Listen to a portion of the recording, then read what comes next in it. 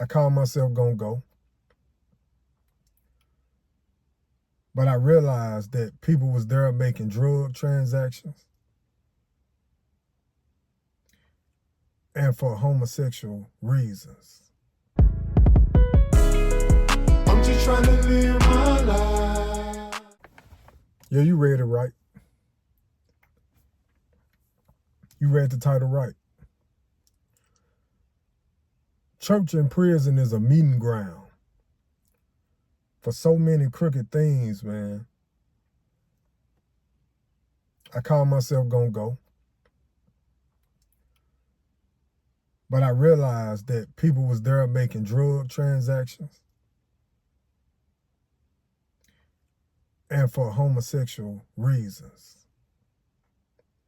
And that right there was just too much for me. Come on now. I ain't perfect. I did a lot of bad stuff in my life. But for the most part, I'm going to respect God. I'm going to give him his props. Even through the rough times, I never cursed him. I never talked bad about him. Never. Even when I felt like the world was crumbling on my shoulders, I still don't disrespect God, man. So as corrupt as the prison is, y'all can meet on the yard and do drug transactions. Y'all can meet in the kitchen and do drug transactions. Shit, most of y'all jumping barracks anyway. Most of the inmates moving around, going in this barrack, going in that barrack. Like I say, it's so many other ways that y'all can meet up and do these drug transactions. But they used to meet up in the church. And as bad as that is,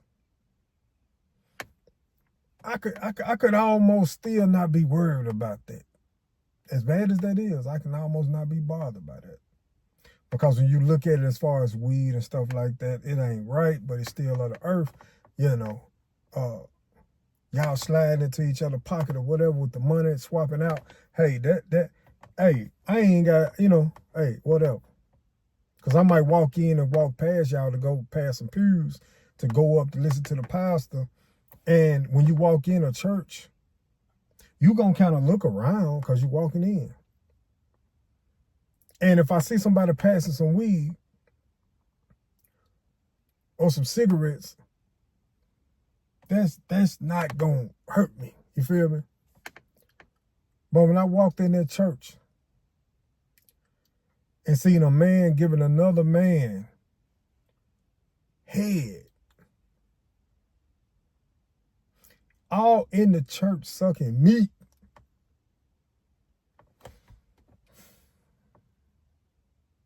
that took it to another level for me.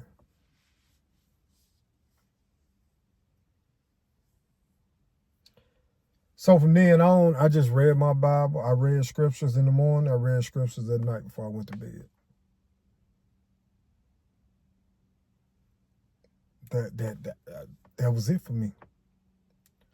I had a homeboy that was from my city that got wrapped up in the booty. And he was trying to get out that barrack because it was it's different halls, north, south hall, all that. He was trying to get out that barrack to go see his girlfriend, as he say, really his boyfriend, to go see his girlfriend Kiki at church. This dude almost whooped the police because he said, hey, it ain't y'all turn to go. But he was trying to get up out that barrack.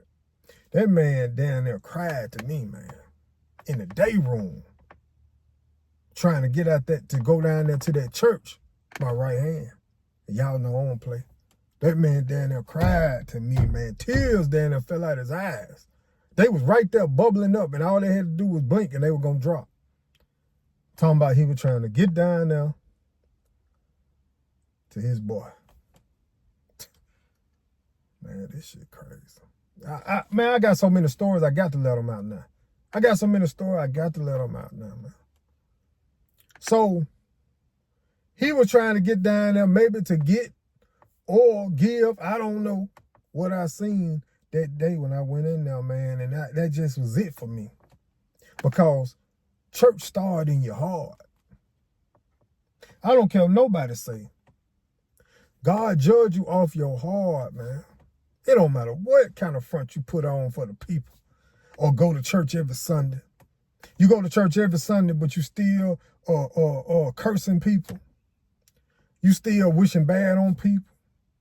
You still gossiping. You still doing everything you supposed to do. You still having sex without being married. Man, look here, man. That don't mean nothing. So from then on, I knew, man, I just read my Bible. I take time out, read it here and there. In the morning, in the evening, hey, and do my time. And I know y'all wonder why. Just think about it. All the people who tell prison stories, all the people that's been to prison. See, the difference is some people telling the stories, but ain't never been. I'm telling y'all shit I done seen.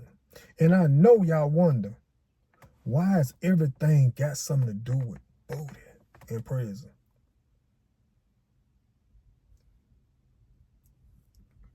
But it do. That's the biggest problem. You got more problems with that shit than you got with fighting that shit. That's the biggest problem.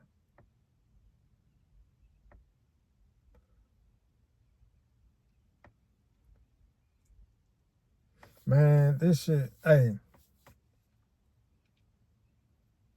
When I tell y'all to stay out of prison, I mean that. Because all the gangster shit I done did, went through the penitentiary with no problem. Anytime I had to knock a motherfucker out, punch a motherfucker, anything, it was because I was defending a little homie or something, or one of my homies that I felt like whoever was trying to fight him was too big for him.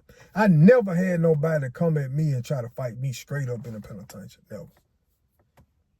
That's God, man. See, I was protected by the Most High, man, and people didn't understand that. I don't think people understand that. It was people getting pressed from the jump, pressed daily. I never had to worry about that. But if you seen me putting these paws on somebody, it was just defending somebody. That's just what it was. And it's not because I was the biggest or the baddest. I had that protection from the Most High, man. The angels, man. You can't, man, look, you can't touch me when I got 13-foot angels watching over me, man. I don't care where I'm at. You can't touch me. And that's just real, man. That's what it is. So, when I'm really coming from the heart because God been telling me, people been asking me, man, share your testimony. You got so much to talk about. You got so much this. And what other way is best than like YouTube? I got a movie. I got my life movie. Should be getting filmed next year. And everything in that movie is true. It's facts. But everything is already documented, so ain't no worry about getting in trouble, nothing like that. It's real. So, I'm here to tell y'all, man, stay out, man. When I left, I did all that gang stuff, whatever. When I left prison, that's when I ended up with PTSD, anxiety disorder, or claustrophobia disorder, or antisocial disorder. When I left prison. When I left prison, I jumped up out the bed, like jumped up out the bed, like a PTSD military vet. Because you know how many times in prison that I was woke up out my sleep by somebody else hollering and yelling because somebody busting them across the head with a lock in the sock or stabbing somebody that slept next to me.